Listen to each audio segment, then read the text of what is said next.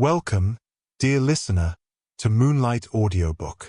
Tonight, we invite you into a world of shadows and secrets, where the lines between truth and deception blur, and every clue hides a deeper meaning. You're about to step into a case that will challenge your instincts and test your powers of deduction. In this realm of mystery, nothing is ever quite as it seems. Beneath the elegance and silence, something waits. A truth concealed beneath layers of motive, misdirection, and memory. So I encourage you now, relax. Let go of what you expect, and allow yourself to sink into the story's slow and deliberate rhythm. Picture yourself beside a brilliant mind, observing every glance, weighing every word, as each detail leads us closer to the heart of the mystery. Here, time moves differently. The pace is patient, but the secrets are relentless. Stay present. Let the quiet pull you in. For in this place, every answer only opens another door, until, at last, the truth stands alone. Before we begin, tell me in the comments, where in the world are you listening from tonight? Now then, let us begin. Chapter 1. The Vesper Club sat quietly behind a line of black railings on a fog-veiled street off Piccadilly, its name unmarked by signage, its entrance watched only by the carved stone owl perched above the lintel, a relic from some forgotten century. It was not a place one stumbled into. You were either invited, or you were not. And even among those invited, only a few had the privilege of the Green Room, the private sanctum where real power gathered behind velvet walls and mahogany doors. On a Thursday evening in late October, 5 men were seated there beneath low amber lights, the haze of cigar smoke curling like lazy phantoms above their heads. They were an eclectic circle bound by one thing: discretion. And tonight, as the club steward set down the final bottle of Louis XIII cognac, the room settled into a moment of ceremonial stillness.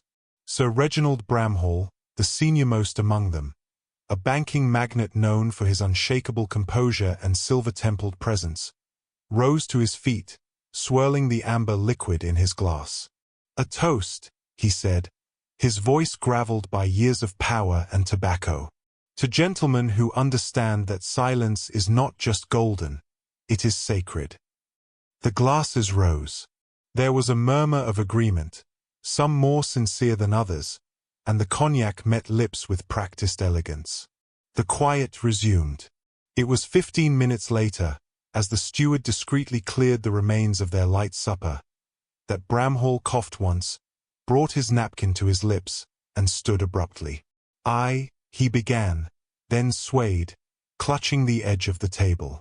In a heartbeat, chairs scraped back. Sir Reginald collapsed soundlessly to the carpet. The steward dropped the silver tray with a crash. Lord Hensley bent over Bramhall and called his name, once, then again. The others hovered, frozen, the solicitor Aldous Mayhew pale, the club's founder Mr. Lemarchant suddenly rigid, and Quentin Vale, the industrialist, staring into his untouched glass. It was Dr. Raymond Talbot, the club physician, summoned from the reading room within minutes, who confirmed what none had dared say aloud: Sir Reginald Bramhall was dead. The cause? Unknown. There were no marks, no signs of struggle, no visible reaction of poison. Nothing but a toppled glass and the scent of cognac still hovering in the air. By midnight, the Green Room was closed, the body respectfully removed, and Scotland Yard had been discreetly contacted. But even Inspector Japp, a man not easily rattled, stood in that elegant room the next morning and frowned. "There's no sign of foul play," he said, examining the scene with narrowed eyes. "No marks, no wounds. The others all drank the same cognac. No residue in the bottle. The steward swears it was freshly uncorked in front of all 5. He looked over the ledger of guests, the staff list, and finally back to Dr. Talbot. "Natural causes?" he asked. Talbot hesitated. His heart was never perfect, but Bramhall was not a man to simply fall over mid-conversation. And he didn't just faint. His expression, there was something odd. Tightness around the mouth. "I've seen it before." Jap said nothing, but his mustache twitched in that familiar way that meant he was both intrigued and irritated. And that was when Quentin Vale, who had remained entirely silent the night before, cleared his throat and said, "If I may, Inspector, there is a man in London who is unusually skilled at such enigmas." Jap didn't ask who. Instead, he sighed. "Hercule Poirot." Vale nodded. It was just after 1 o'clock that Hercule Poirot arrived at the Vesper Club. He was greeted at the discreet side entrance by a senior steward who eyed him with a mixture of curiosity and skepticism. Poirot, however, appeared entirely untroubled by the exclusivity of the setting. He wore a dark grey suit so precisely pressed it might have been sculpted, a silk tie of midnight blue, and a boutonniere that remained upright despite the drizzle. His moustaches were immaculate, his shoes polished to reflect the club's discreet lighting. Inside the green room, he surveyed the scene without touching a thing. "Ah," he said, stepping carefully across the carpet, "the room has not been altered." "Only to remove the body," Jap replied. "Everything else is as it was." Poirot turned in a slow circle. "5 men, you say? Including the victim?" Jap nodded. "Sir Reginald Bramhall. And these others, all highly placed. No known enemies. All appear shaken, but they insist there was nothing unusual." Poirot raised a brow. "That," he said, "is the most unusual thing of all." He stepped closer to the table. The remaining glasses had been left undisturbed. Poirot examined them without lifting a finger. "None of them drank more than a sip," he said, nodding to the half-full levels. Jap frowned. So, Poirot said softly, "if it was poison, it was not in the bottle. And if it was not in the bottle—" He trailed off, eyes drifting toward the far corner of the room, to a small silver bell-pull beside the steward's doorway. "Tell me, mon ami, who called for the toast?" "Sir Reginald himself," Jap said. "Why?" Poirot turned back to the table and smiled, very faintly.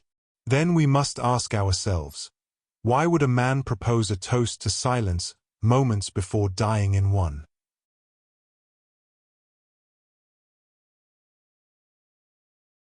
Chapter 2.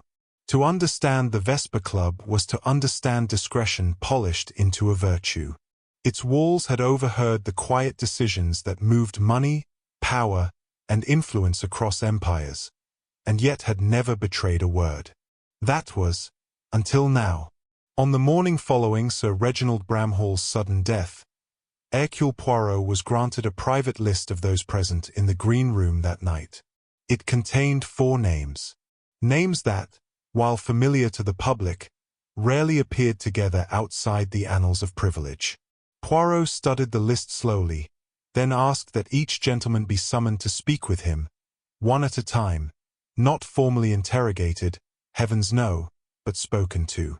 And he would do the speaking with delicacy, as only Poirot could. Mr. Aldous Mayhew was the first to appear. A solicitor of some repute, Mayhew had built his fortune managing the estates of aristocrats too entangled in bloodlines to handle their own finances. He was thin, almost sickly-looking, with parchment skin and a nervous blink that came in irregular flutters. "I've never seen anything like it," Mayhew said as he sat across from Poirot, his hands clutching the arms of the leather chair. One moment he was fine, making his usual toast, and the next, gone. Poirot smiled faintly. "Oh, sudden death is often like that. No? So abrupt, yet so precise. Tell me, monsieur, did you notice anything unusual about Sir Reginald before the toast? A change in mood, perhaps?" Mayhew hesitated. He seemed tense. More than usual. Bramhall was always a hard man, but not anxious. Last night, he looked, well, as though something was weighing on him. Poirot gave a subtle nod. And the others? How did they seem? Mayhew swallowed. Quiet. We all were. It was one of those evenings, I suppose. But if you're asking whether someone planned something, I cannot imagine such a thing from men of their standing. Even the most respectable of men, Poirot murmured, are capable of indiscretions. Mayhew looked down. Well, yes, but even so. Poirot made a small note. He thanked Mayhew gently and sent him on. Lord Charles Hensley, former diplomat and current chairman of several charitable boards, entered next. Tall and broad-shouldered, with a silver beard trimmed like a carving, he moved with the self-assured grace of one accustomed to commanding silence by presence alone. He sat and crossed one leg over the other with calm poise. Tragic, he said simply. I knew Reginald for nearly 30 years. Saw him survive 3 scandals, 2 market collapses, and an attempted blackmail. Never thought it would end like that. You say you were friends? We were aligned, Hensley replied, choosing his word carefully. We played cards.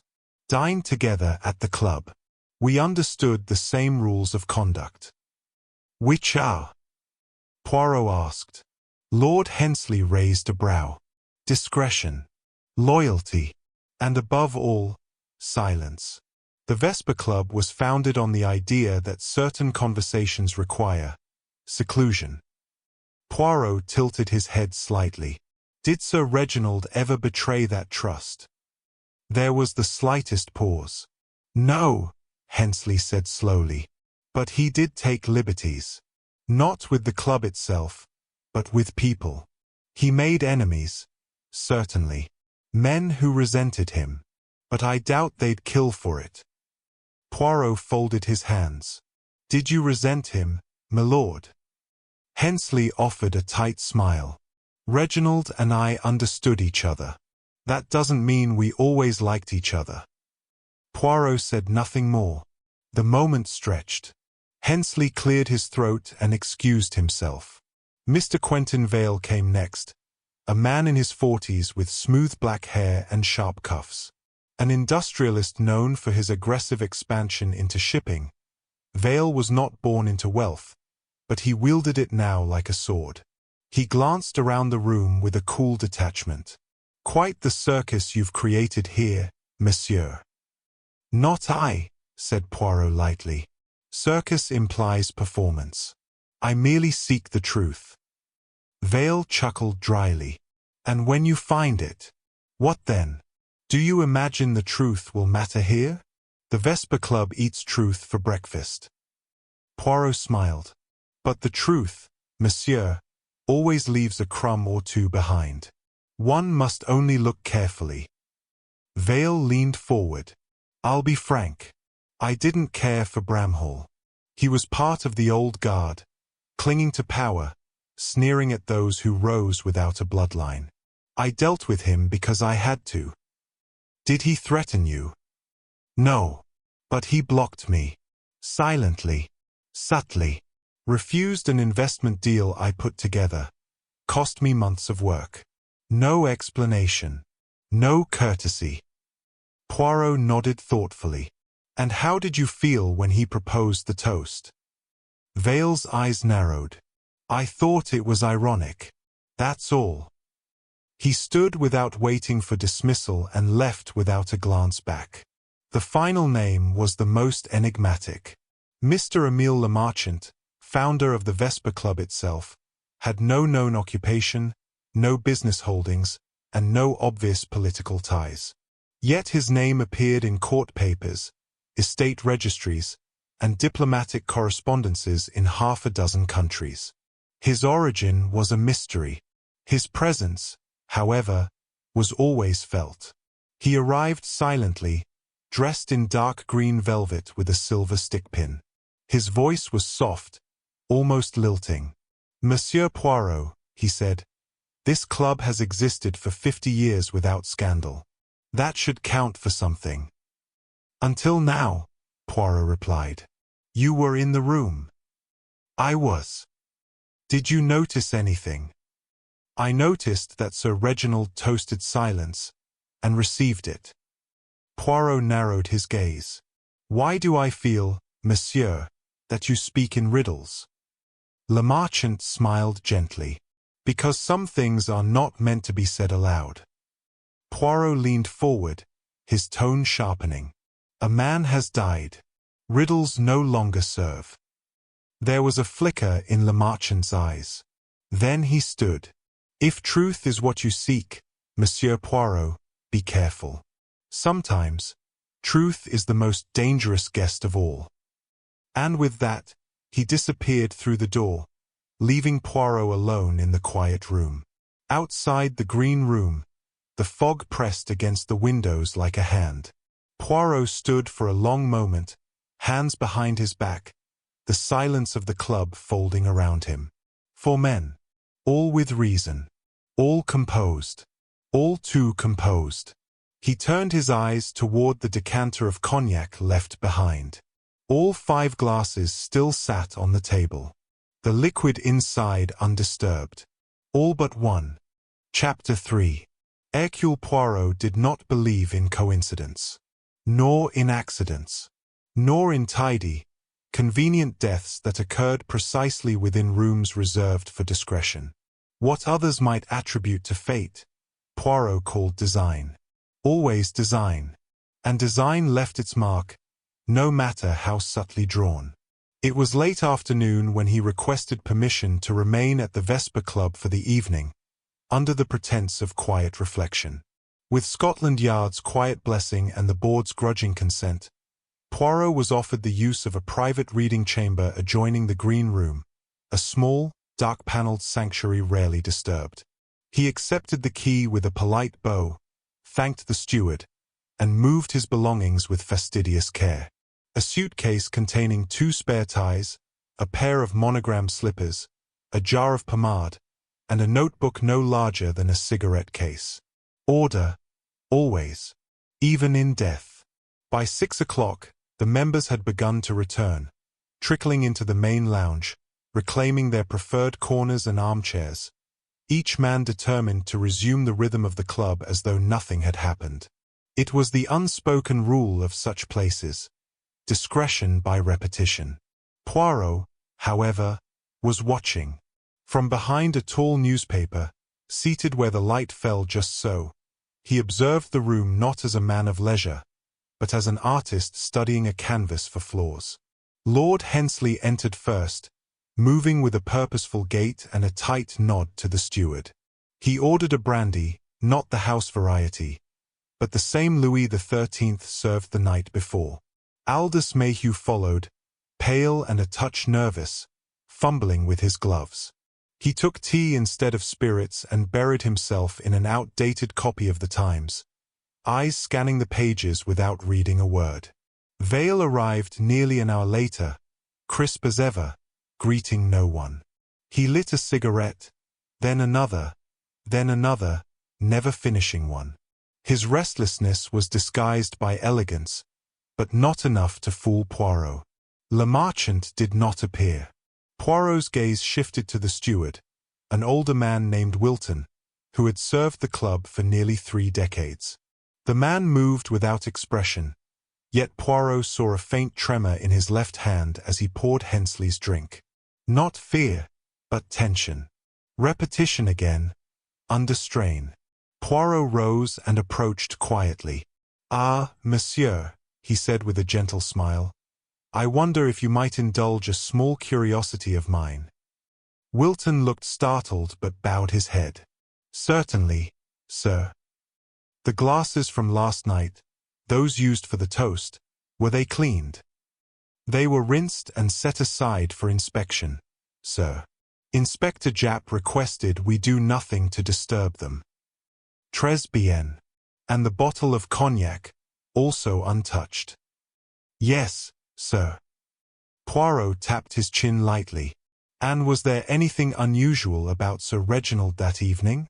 Any complaints of illness, or, perhaps, tension?" The steward hesitated. I cannot say, sir. Sir Reginald was not a man to share his discomforts. But you noticed something. Wilton exhaled softly. He looked distracted. His eyes weren't on the room. They were fixed on the table, just before the toast, as if something there had unsettled him. Poirot's eyes brightened slightly. And what was on the table? The same as always. 5 crystal glasses, the decanter, silver ashtrays, and a humidor. Nothing unusual. Poirot nodded. Merci, monsieur. That will be all for now. He returned to his chamber and made a note. Observation. Sir Reginald unsettled before the toast. Eyes on table. What did he see? What did he feel? By 8, dinner was being served. The gentlemen dined in separate corners, each maintaining the fiction of calm. Poirot requested his own meal to be brought to the reading room, where he sat beside the fireplace, enjoying his trout in lemon and capers with careful delight. His mind, however, was working through details like a locksmith aligning tumblers. 5 men, seated in trust. 1 dies. Each had reason to despise Bramhall. And yet, there was no violence. No open confrontation. The act, if it had occurred, was silent, perfectly in keeping with the club's code. But silence, Poirot knew, was a language of its own. When the steward cleared his plate, Poirot requested a glass of the same cognac from the night of the murder. Wilton hesitated. There's still some left in the bottle, sir, but I thought. I would like only to observe it, Poirot said. Not to drink.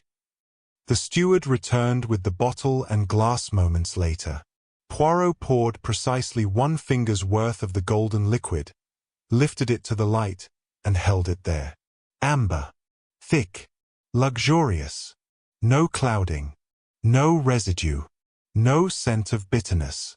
Poirot set the glass down untouched. His moustache twitched. Tell me, monsieur, he said, were the glasses distributed by any pattern? Did the gentlemen each take their usual seats? Wilton nodded. Yes, sir. Sir Reginald always sat at the head. Lord Hensley to his left. Mr. Vale opposite. Mr. Mayhew beside him. Mr. Lemarchant to the right. And who poured the cognac? I did, sir. As always. Poirot leaned back. And yet, he said softly, you did not witness who reached for which glass. Wilton hesitated. No, sir. They were already in conversation by then. They chose their glasses freely. Poirot gave a quiet HM, then dismissed the steward with a kind smile. He returned to his chair, the fire crackling softly behind him. Outside, the city's fog continued to roll in waves across the window panes. Poirot folded his hands and closed his eyes. He did not sleep. Instead, he began to sort the night into pieces, arranging them like a puzzle. The toast, the glasses, the glances, the missing expression on each man's face.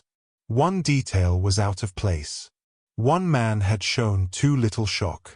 And that, as much as any overt clue, disturbed Poirot the most. By midnight, the club was silent once again. The same hush as the night before. But this time, Poirot remained awake, the candle beside him flickering low. He had accepted the invitation to investigate, but now he would do something more. He would invite the suspects to reveal themselves. Not by evidence, but by behavior. Because Hercule Poirot believed that a man might lie with his words, but never with his nature. Chapter 4. By the next morning, the Vesper Club had resumed its quiet clockwork. The newspapers carried nothing of Sir Reginald's sudden death, just as the members preferred. The scandal had been contained with surgical precision. But behind the marble columns and thick velvet curtains, the atmosphere had shifted. Not in volume or tone, the Vesper Club never shouted, but in the subtle tension between silences. Poirot, however, had no intention of remaining silent. He requested that each of the 4 surviving men from the toast speak with him once more. Not formally, and not all at once, but over the course of the day. In private. In comfort. And most importantly, in his chosen order. He began not with the weakest link, but with the one who fancied himself strongest. Lord Hensley arrived in the reading room with the air of a man humoring a clever but bothersome child. "You've already spoken to us," he said, lowering himself into the wingback chair with care. "I'm not sure what more there is to say." "Alice," said Poirot smoothly, "let us speak, then, not of the crime, but of the victim. Tell me, my lord, what sort of man was Sir Reginald Bramhall, when no one was watching?" Hensley folded his hands. He was driven. Extremely so. He valued results above friendships. Loyalty, to him, was conditional. Meaning, if you disagreed with him, you were forgotten. If you crossed him, you were erased. "Ah," Poirot said, "so there were many who did not like him." Hensley raised one eyebrow. "I dare say there are many who are not mourning him." Poirot nodded. "And yet he was respected. He was feared. Which, in our world, is often the same thing." Poirot tilted his head slightly. "And you, my lord, did you fear him?" A pause. "I respected him. And feared him." A longer pause. "I knew his habits," Hensley said at last. "And his enemies." That was enough. Poirot smiled politely. "Merci, my lord. That is all for now." As Hensley left, Poirot made a mental note. He does not mourn. He calculates.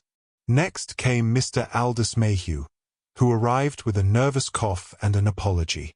"I do hate this sort of business," he muttered as he Saturday. "I'm a solicitor, not a sleuth." "Mais bien, sir," Poirot said, "and yet lawyers often know more about guilt than the police. You observe motives in court, n'est-ce pas?" Mayhew gave a weak laugh. "Perhaps." Poirot leaned forward. "Tell me, monsieur, was there any business between you and Sir Reginald? Any disagreements?"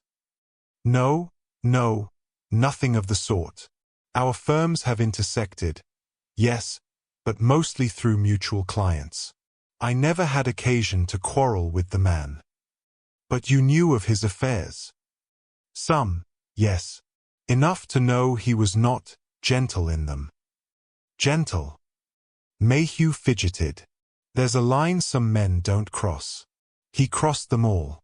He destroyed reputations with the flick of a pen.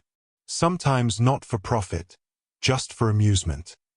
Poirot studied Mayhew's face. "And yet you raised a glass with him." Mayhew shifted uncomfortably. "At the Vesper Club, one does what is expected. That's the rule. Even if one dislikes the man." Mayhew nodded faintly. "Especially then." Poirot smiled slightly. He had learned something new, not about Mayhew, but about the club. Uniformity disguised resentment. Politeness was camouflage. Quentin Vale was third, and he brought with him a sense of cool impatience. "I do hope we're nearing the end of this, Poirot. I have clients in New York expecting an answer by Friday." Poirot didn't rise. "Let us hope they are more forthcoming than you, monsieur." Vale's eyes narrowed. "Excuse me. You were rather vague in your first conversation. Let us try again, non." Vale's lips pressed into a line. "Very well. You did not like Bramhall. That much is clear." "Correct."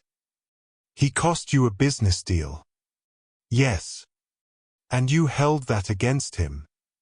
"I am not a child, Monsieur Poirot. I accept setbacks." "But you remember them." Vale paused. "Of course." "Were you aware," Poirot asked, that Bramhall intended to name a successor to his banking empire next month. VIII said nothing. Poirot continued, gently. He had begun shifting assets. Discreetly, yes. But I believe he planned to pass control, perhaps not to family, but to a colleague. A man he trusted. VIII's silence deepened. Poirot's voice softened. Was it you, monsieur? No, VIII said coldly. It wasn't. But you hoped it might be. Another silence. Then, curtly, yes. Poirot inclined his head. Hope is dangerous when it turns to resentment. VIII stood. Are we finished? For now, said Poirot. He did not watch VIII leave. Instead, he murmured to himself, ambition, rejection, bitterness, but no guilt in the eyes. Not yet. Finally, Émile le Marchant arrived uninvited. He stepped into the reading room without announcement, like a ghost assuming corporeal form, his hands clasped behind his back. You summoned the others, he said softly, but not me. I assumed you would come, Poirot replied without turning. Why? Because you are the founder of the club. You understand its heartbeat. And you know when it skips. Le Marchant sat across from him, crossing one leg over the other. You seek a logical pattern, Monsieur Poirot. But the Vesper Club is not governed by logic. It is governed by memory. Memory, Poirot said. That is a curious word. This place remembers everything. Not on paper, but in tone, in posture. Bramhall forgot that. He began treating this club like an extension of his office. He violated its sanctity. Sanctity, Poirot repeated. An interesting choice of word for a place with so many sins. Le Marchant's expression did not change. I did not say the club was pure, only that it was sacred. Poirot leaned forward. Did you fear that Bramhall was going to destroy it? Le Marchant said nothing. Was he planning to reveal something? Still nothing. Or was he planning to name you as the successor? Le Marchant's mouth curved into the faintest smile. Does it matter? Poirot sat back. It always matters. When Le Marchant left, Poirot sat alone for a long time, fingers steepled. Each man had offered him something, but none had offered it freely. Not one of them had spoken of the toast as more than ritual. Not one had admitted to emotion. And not one had looked at Bramhall's death as a tragedy. They had each spoken of him as though he were already a relic. And Poirot knew, somewhere in that polite indifference lay the truth. Chapter 5. The press still knew nothing. Not a headline, not a whisper. The Vesper Club, with its subterranean current of silence and influence, had ensured that the outside world remained oblivious to the death of one of the nation's most powerful bankers. But within the club's velvet confines, the storm was quietly gathering. It began, as such things do, with a whisper, a pattern, a rumor wrapped in formal language and passed from steward to member.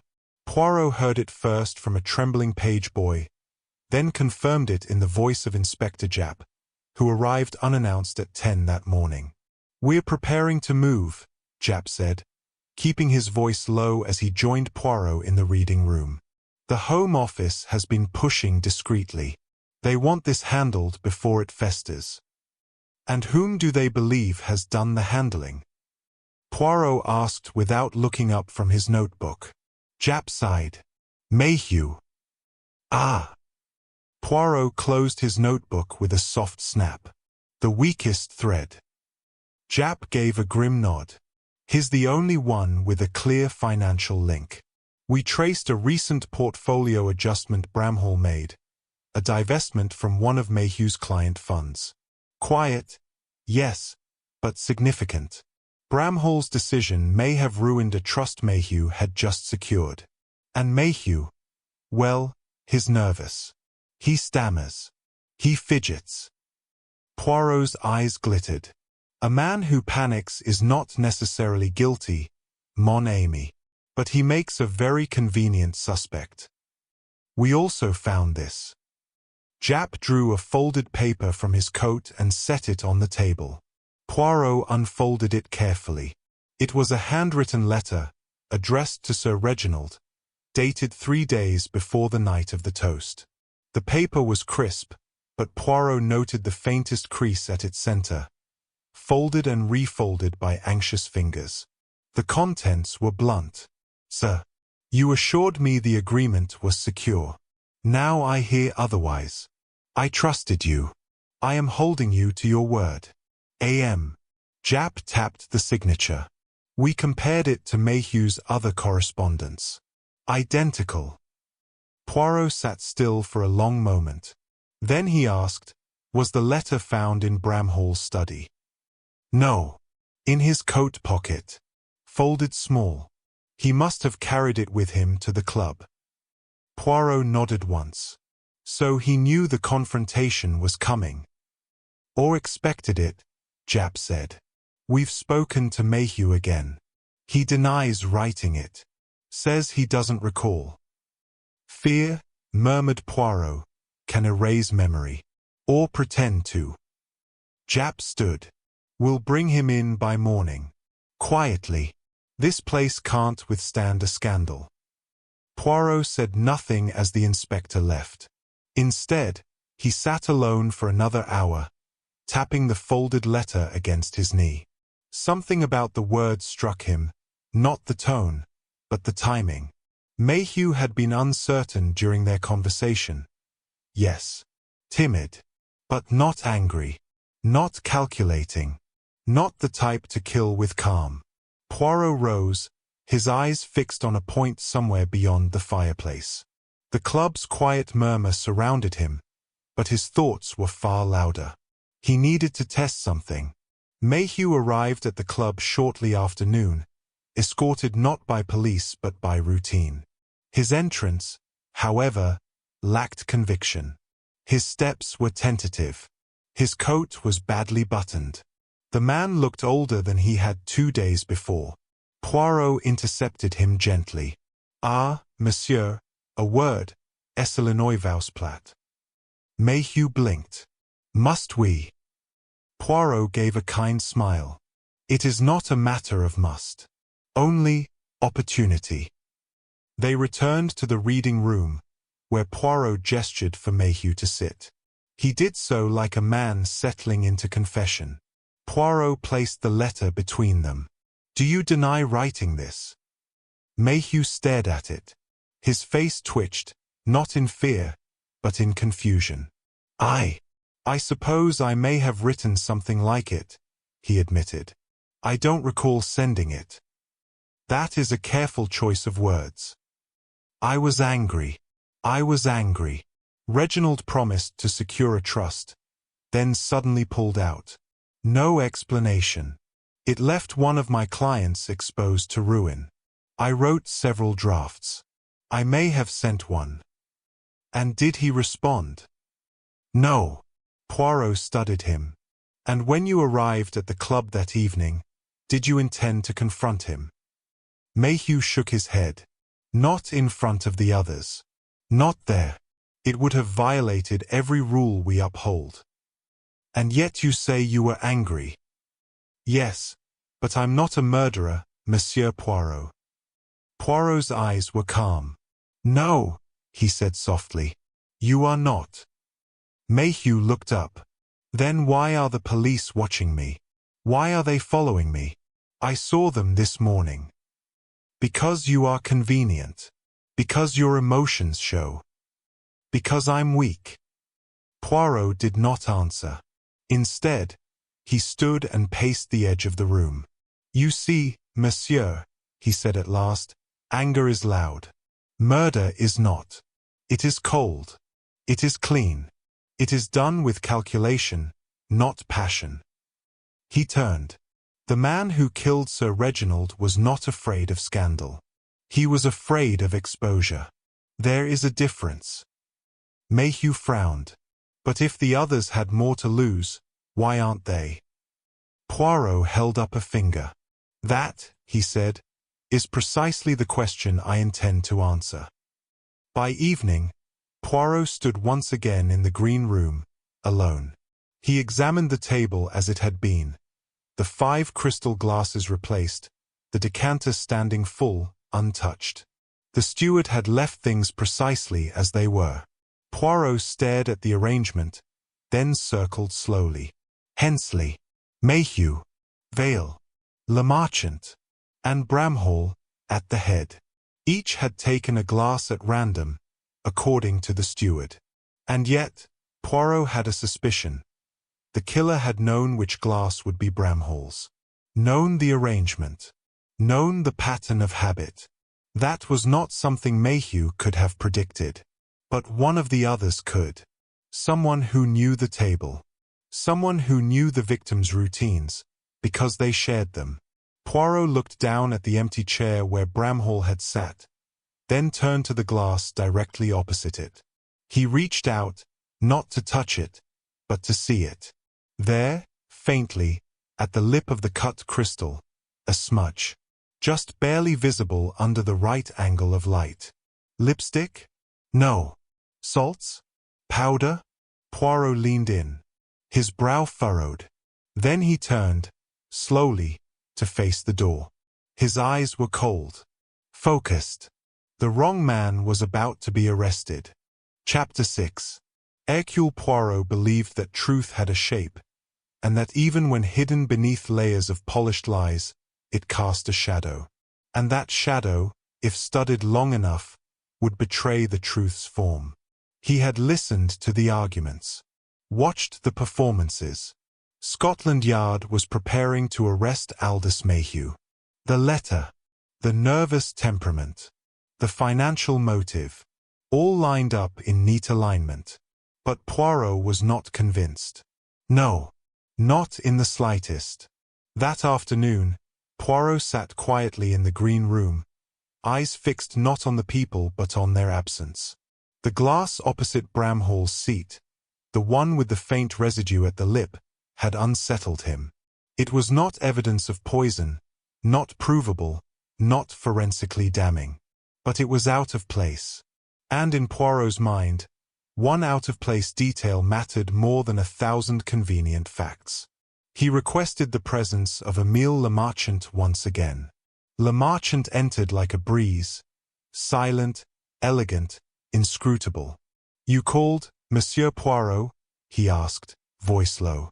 "Oh, please, sit. I merely have 1 pensy.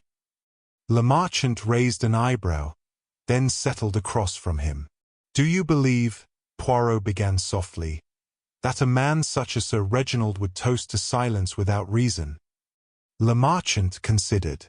Bramhall was a man who relished the symbolism of power. Every gesture was a performance. A private toast, a phrase, it was never spontaneous. Then he meant it to say something. Perhaps. Or to someone, Poirot added. Silence. Poirot leaned slightly forward. Was he threatening to speak? To break silence? Lemarchant's eyes flicked downward, the first such motion Poirot had seen from the man. He may have considered it. About whom? Lemarchant's voice turned dry. We all have secrets, Monsieur Poirot. Indeed. But not all secrets are worth killing for. Another silence. Then Lemarchant said, "This club survives because it does not tolerate disruption. Bramhall had begun to disrupt. That is all." Poirot's gaze sharpened. "You speak of the club as though it were a living thing, as if it had a will of its own." Lemarchant smiled faintly. "Perhaps it does." Poirot sat back, watching him leave. One detail had caught his attention. A slight shift in tone when Lemarchant spoke of disruption. Not Bramhall's death. The disruption. The threat to stability. Order meant everything to some men. And those men would do anything to preserve it. Later that day, Poirot arranged a second conversation with Lord Hensley, inviting him to walk with him through the club's conservatory. Hensley, though reluctant, agreed. As they walked slowly among the polished palms and glass ceilings, Poirot said, "Tell me, my lord, who do you believe will be arrested?" Hensley glanced sideways. "Mayhew. That much is clear." "You believe he is guilty?" "I believe he's the most logical target." Poirot smiled. "You do not answer the question." "I don't deal in guilt. I deal in containment." Poirot stopped walking. "Ah, so you see this, all of it, as a crisis to be managed." "That's what we do, Poirot. We manage crises. Quietly. Without headlines. Even if the wrong man pays the price." Hensley's jaw tightened. "Better one mistake than 100 scandals." Poirot nodded slowly. "Is that how Sir Reginald thought as well?" "No. Bramhall was reckless. He never understood discretion as anything but a tool. He didn't believe in silence. Only control." "And you?" "I believe in keeping the peace." Poirot bowed his head politely. "Merci, milord. You have been illuminating." Poirot returned to the green room once more, waiting for Quentin Vale to arrive. When he did, the man was clipped and businesslike, clearly irritated by the summons. "You wanted something." "Oh, I. A final reflection. Do sit." Vale did, but said nothing. Poirot steepled his fingers. "You once said Bramhall stood in your way. That he rejected a deal." "Correct." "And you hoped he would name you as his successor." "I hoped," Vale admitted. "He never said so." "None. Because he did not intend to." Vale's eyes narrowed. Poirot continued, "What if I told you he had no intention of naming anyone from the club? That he was moving his legacy elsewhere, to someone outside your world? That your hopes were built on a lie?" Vale was quiet for a moment. "Then I'd call him a fool." Poirot leaned forward. "Or a man who saw through you." Vale stood. "Is there a point to this?" Poirot's voice was low. "Only this: ambition may blind. But when it sharpens into hatred, it leaves a mark." Vale said nothing more and walked out. Poirot watched him go, then made a final note. 3 men, each with motive. Only one accepts the need for silence. But who administered it?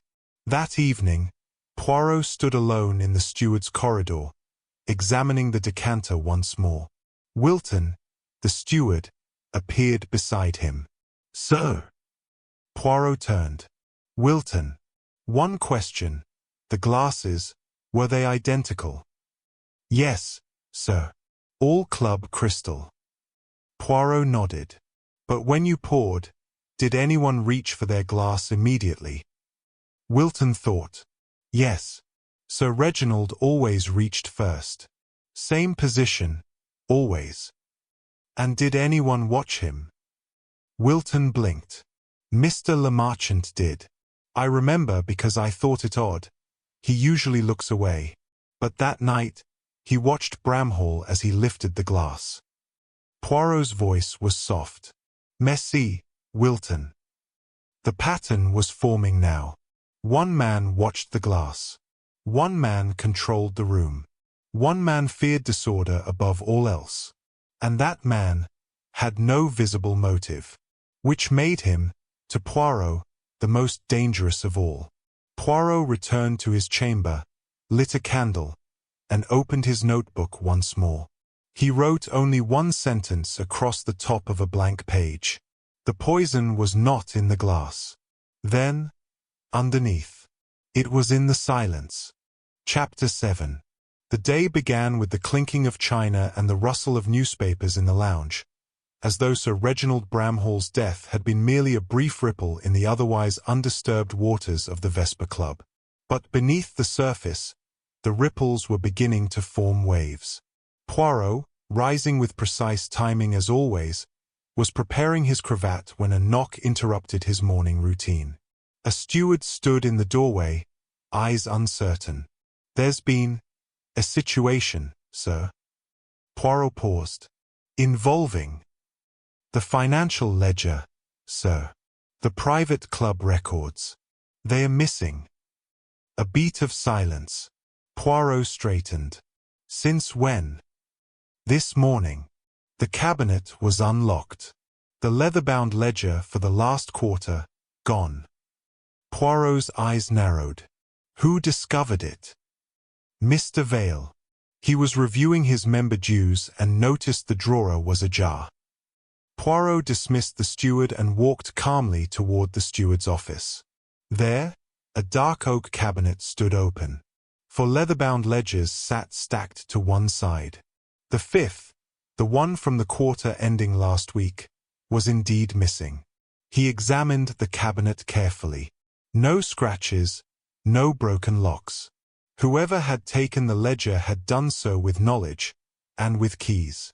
He turned to Wilton, the steward. "Who holds access?" "Only myself and Mr. Lemarchant. Occasionally Lord Hensley, if needed. But no one else, sir." Poirot nodded. "And this room? Always locked?" Wilton hesitated. "Except last night. There was a power cut. Just past midnight. Lasted less than 5 minutes.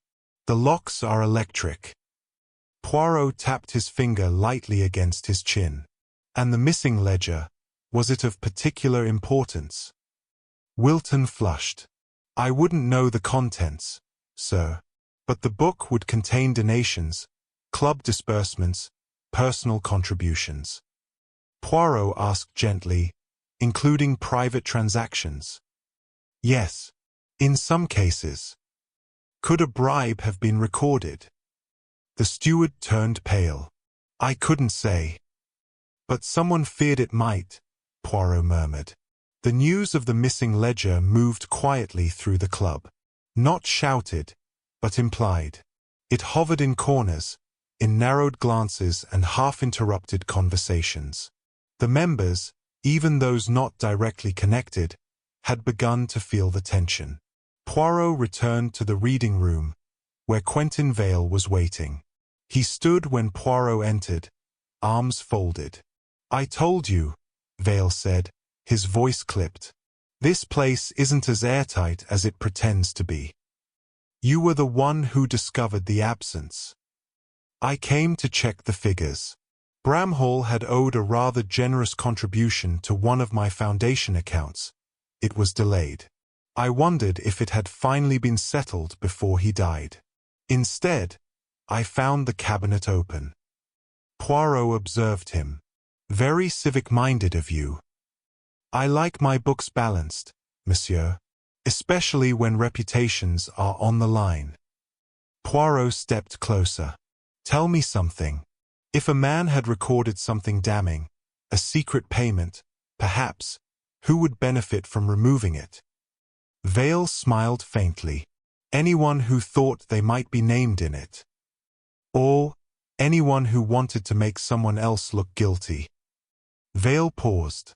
"I didn't take it." "I did not say you did," Poirot replied mildly. But he watched the man's hands. No twitch. No reaction. Still cool. That, too, was worth remembering. Poirot moved next to Lord Hensley, who was seated in the library behind a newspaper he had not turned in over 20 minutes. "The ledger is gone," Poirot said simply. Hensley did not lower the paper. "I heard. And yet you do not appear surprised." "I'm not. Because we've reached the point in this story where something else had to happen. The plot demands it." Poirot raised an eyebrow. "An interesting view. So we are actors now, in a fiction. We're all trying to maintain appearances, Poirot. But someone here doesn't care about appearances anymore. That's dangerous." Poirot leaned closer. "What was in that ledger, milord?" Hensley's hands stiffened. Then he folded the paper and met Poirot's eyes. Something Bramhall recorded. A transfer of funds. To a former member. Not illegal, but deeply compromising. Who was the member? Hensley's voice lowered. Colonel Elbridge. Left the club last year. Under quiet pressure. Gambling debt. Bramhall helped settle it. For a price. It was a favor he was planning to collect. Poirot blinked. How do you know? I saw the ledger. Last week. And you did not mention this before. I didn't think it relevant. Poirot gave him a long, searching look. No, milord. You thought it inconvenient. The final conversation was with Émile Lemarchant. He was already seated in the sunroom, reading a volume of Montaigne with theatrical calm when Poirot arrived. The ledger, Poirot said. Gone. Lemarchant did not look up. Nothing lasts forever, Monsieur Poirot. Not even paper. Poirot stepped forward. You were one of only 3 men with access. 2, truly, since the steward would not risk the entire club's reputation. Lemarchant closed the book softly. And I have the most to lose. Is that your theory? No, Poirot said. You have the most to protect. Lemarchant stood slowly. This club is older than you, older than Bramhall. It will outlast us all. But its survival depends on silence. If Bramhall was preparing to break that silence, he would have destroyed more than reputations. He would have collapsed the architecture. And so someone collapsed him first. Lemarchant met Poirot's gaze with a calm, unshakable certainty. I didn't kill Bramhall. Poirot nodded. But someone did. And now they've removed the ledger to erase the second threat. Which tells me they are not finished. That evening, Poirot sat alone in the green room. He wrote only 3 names on his notepad. Quentin Vale. Lord Charles Hensley. Émile Lemarchant. Beside them, he added 3 words. Power. Order. Silence. And beneath all of it, in a slow, careful hand. The next move must come from them. I will give them the chance to make it. Chapter 8. The green room was set precisely as it had been on the night Sir Reginald Bramhall died. Same decanter. Same crystal glasses. Same positions at the round mahogany table, where the carpet wore the subtle impression of chair legs that had not shifted in decades. Hercule Poirot had arranged the scene with meticulous care, but he had not told the suspects why. Each invitation, discreetly issued, bore only a request. Monsieur Poirot cordially invites you to a small gathering in the green room, at precisely 8 o'clock this evening. Dress, formal. Duration, brief. The wording implied ceremony, not interrogation. That was deliberate. He wished not to confront them. He wished to observe them, in the moment where the script might play out once more, and the actor might forget he was being watched. At 7:59, the doors opened. Lord Hensley arrived first, dressed in a dark dinner jacket and patent leather shoes that gleamed like polished obsidian. He offered no greeting, merely a dry glance at the set table and a half-smile. Next came Aldous Mayhew, pale as paper. His tie was askew. The smallest bead of perspiration glimmered at his temple. He took the chair farthest from the decanter. Vale entered moments later, eyes narrowing as he took in the setting. What is this, Poirot? He asked. Some kind of theatre. Poirot merely gestured. Please, monsieur. Sit. All will be explained. Last came Lemarchant, not rushed, but timed to the minute. He took the same seat he had occupied during the original toast, opposite Sir Reginald's usual position, as though the ritual required it. Poirot remained standing. In the center of the table was a fresh decanter of cognac, unopened. 5 identical glasses stood ready, one before each chair. Poirot waited until silence settled, then stepped forward. "Messrs," he said softly, "I thank you for coming. I realize this may feel theatrical, but sometimes truth needs a stage, and sometimes it needs a repetition." He uncorked the decanter with a slow, ceremonial twist. "The toast you made on the night of Sir Reginald's death," he said, pouring with precise volume into each glass, "was, by all accounts, ordinary, polite, familiar. But something occurred in that moment, something subtle. And it is my belief that if we revisit the scene exactly, someone will forget themselves." The room was silent, save for the soft gurgle of liquid. Poirot replaced the stopper and stepped back. "The glasses are unmarked, the cognac untouched. You may drink or decline, as you please. I will not.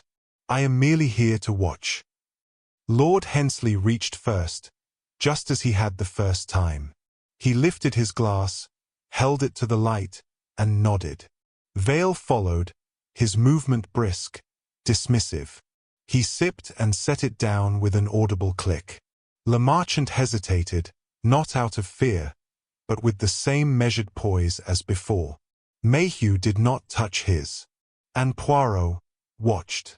Not their hands. Not their mouths. Their eyes.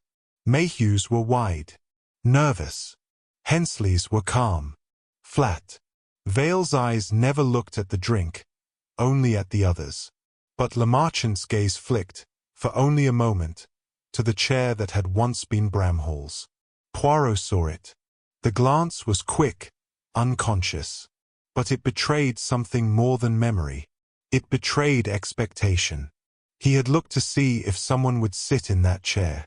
Someone who would take the same glass. Someone who no longer could. Poirot smiled inwardly.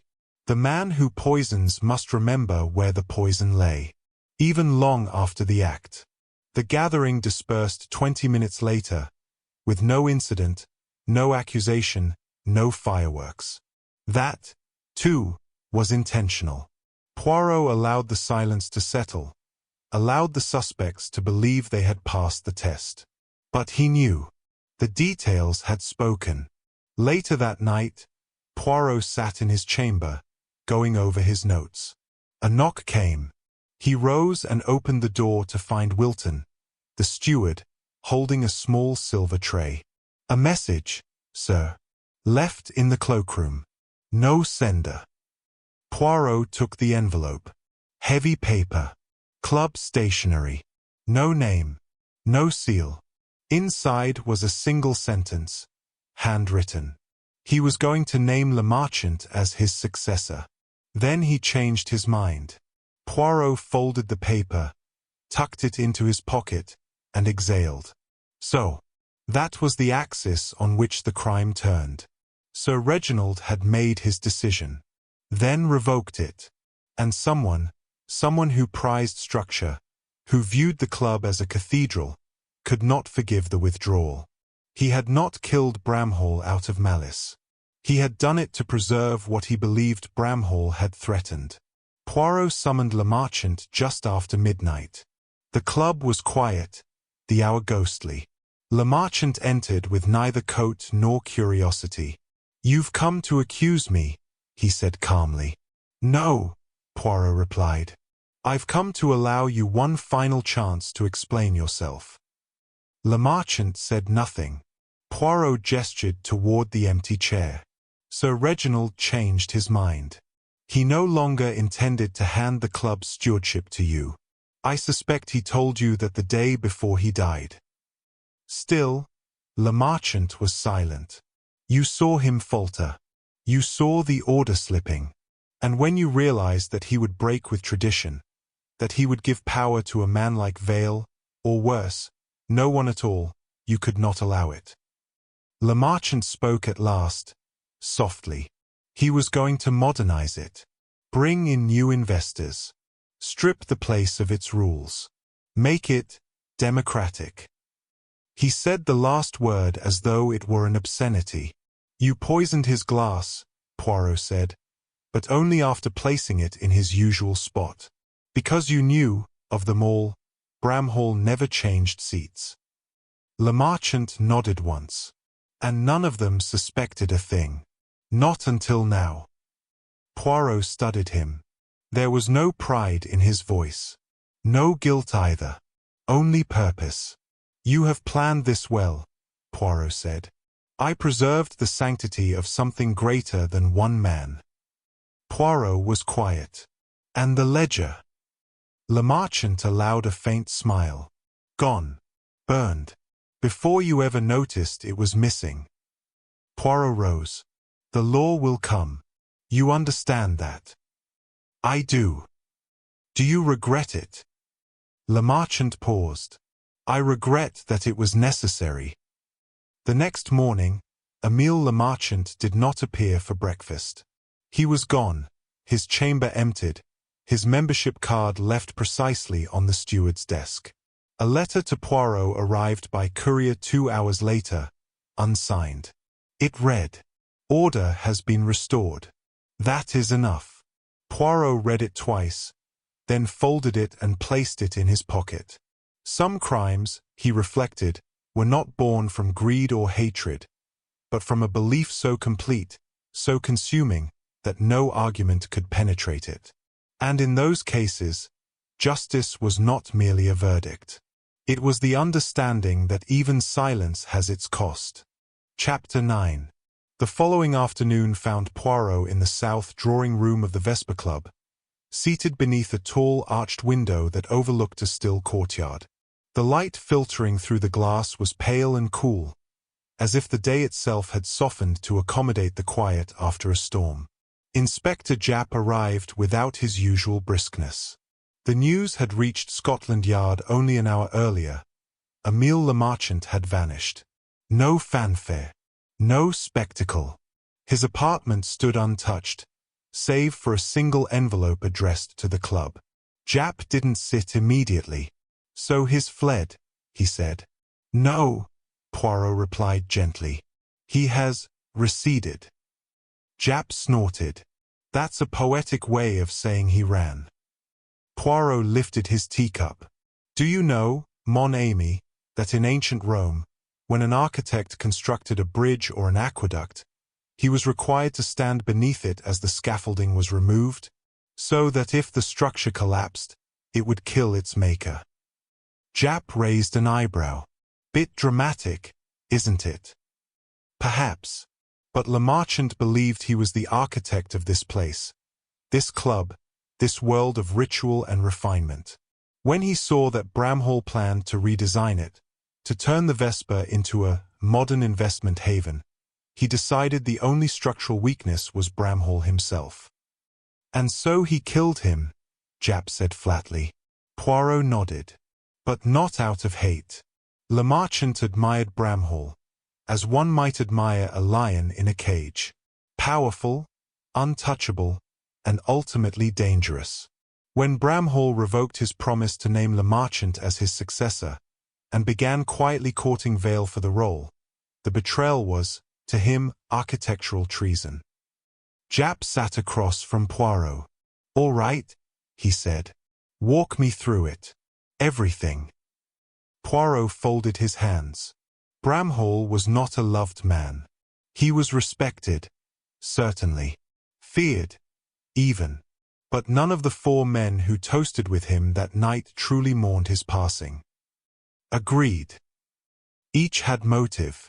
VIII lost a financial opportunity. Mayhew had been humiliated.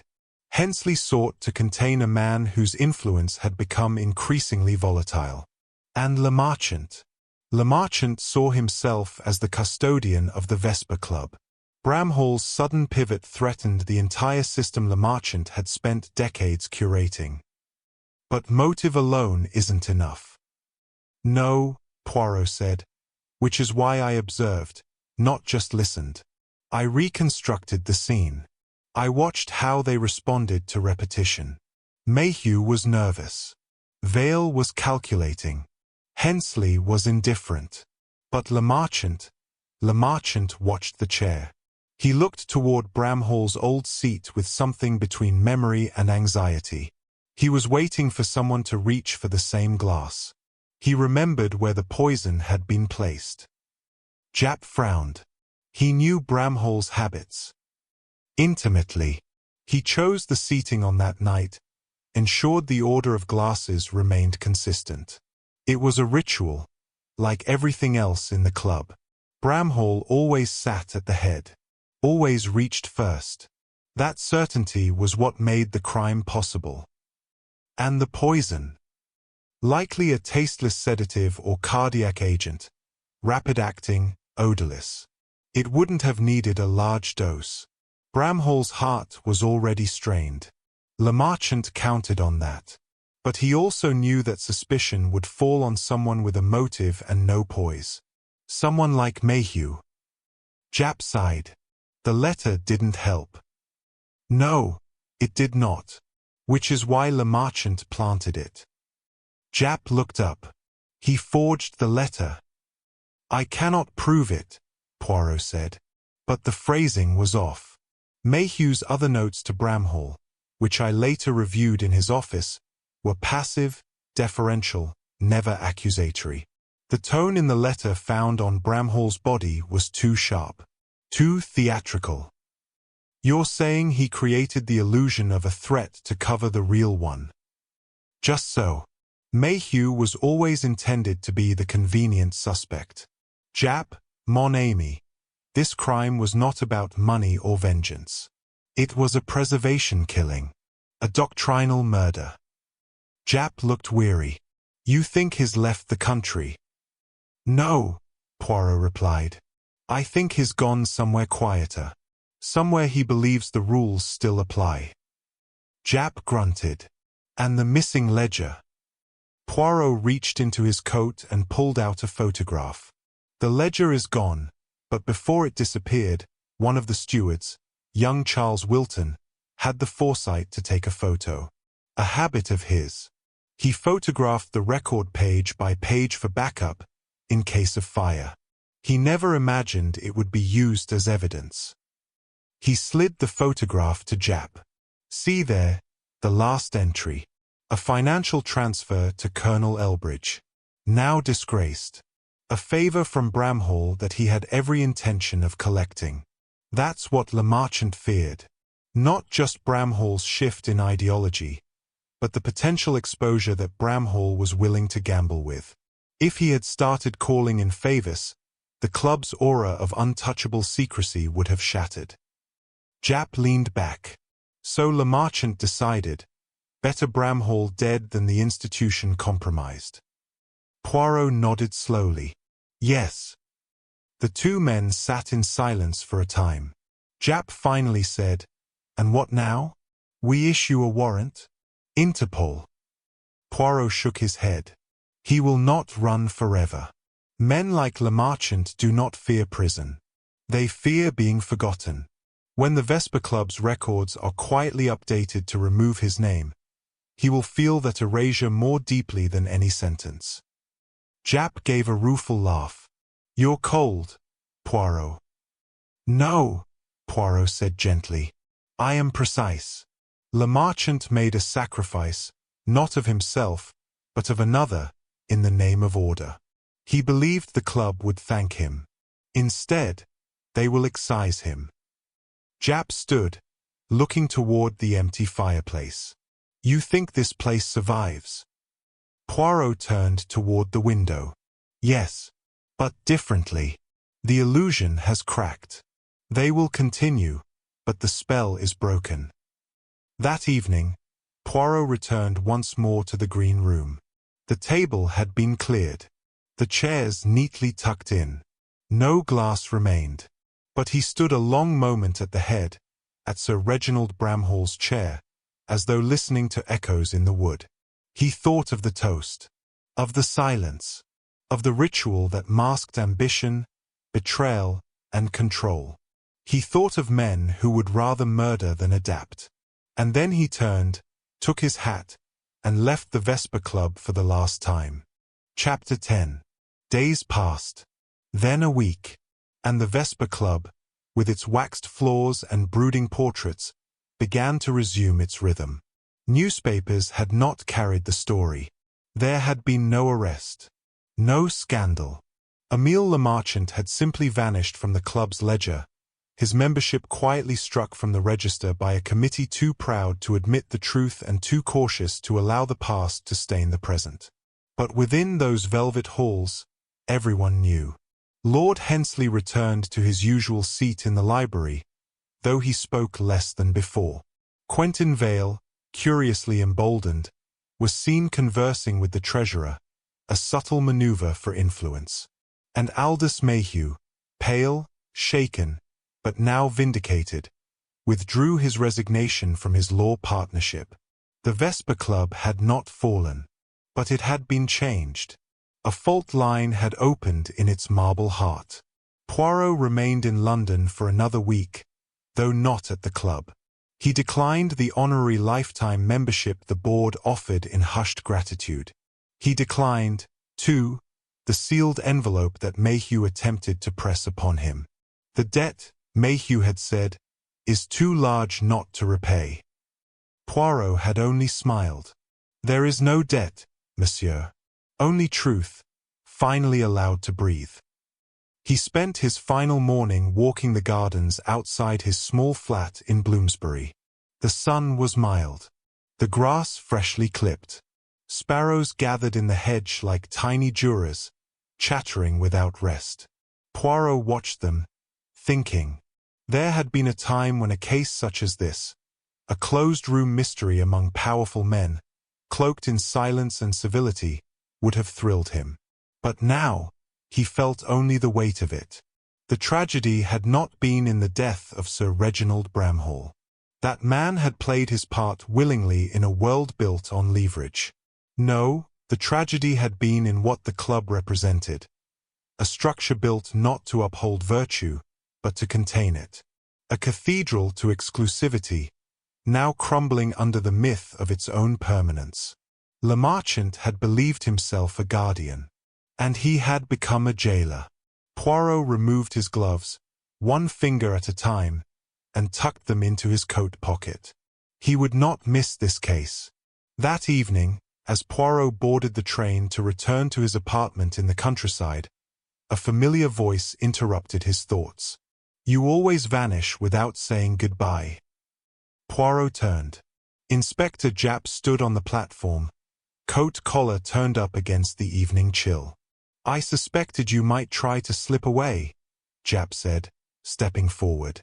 I find departures easier when no one watches. You've always liked exits better than entrances. Poirot gave a small shrug. And you, mon ami, have always liked conclusions more than consequences. Japp chuckled. So it's done, then. You're leaving it behind. Poirot looked toward the window of his compartment. His own reflection stared back, smaller now, perhaps. Quieter. Yes, he said. I have given the club what it lacked. Which was? Doubt. Japp tilted his head. You think that's enough? Poirot met his gaze. In places built on certainty, Japp, doubt is the beginning of change. Inside the club, the green room had been sealed for renovation. A thin sheet covered the table. The crystal glasses were packed away. No new toasts were made. But somewhere beneath the paneling, the memory of the silence lingered. A silence broken not by voices, but by knowing. 2 months later, a parcel arrived at Poirot's residence, wrapped in brown paper, no return address. Inside was a small volume, leather-bound, slim. The missing ledger. Not the original, but a copy, pages transcribed in neat, unmistakable script. Tucked into the cover was a card. You deserved to see the structure, before it fell. No name. No need. Poirot placed the book on the shelf and stepped away without opening it. He had already solved the mystery, and he had no interest in revisiting the architecture of a world designed to resist truth. As he stepped through the club's grand doors for the final time, Poirot adjusted his gloves with methodical precision and glanced once more at the polished brass plaque. Ah, the illusion of order, so carefully polished, so easily cracked. He paused, then added with a faint smile. Fortunately, the truth does not mind a little dust. And with that, Hercule Poirot disappeared into the London mist, leaving behind silence, stirred but not shattered. Thank you for joining me on this journey through shadow and suspicion. I hope you enjoyed following the clues, uncovering the secrets, and walking alongside the mystery as it slowly revealed itself. If this tale intrigued you, give it a thumbs up, and if you're new here, be sure to subscribe so you never miss the next story beneath the moonlight. I'd love to hear what you thought. Share your theories, favorite moments, or questions in the comments below. Let's keep the mystery alive together. Until next time, stay curious, stay observant, and above all, keep listening for the secrets that whisper in the dark. We'll meet again, in the moonlight. Let me know if you want a verse.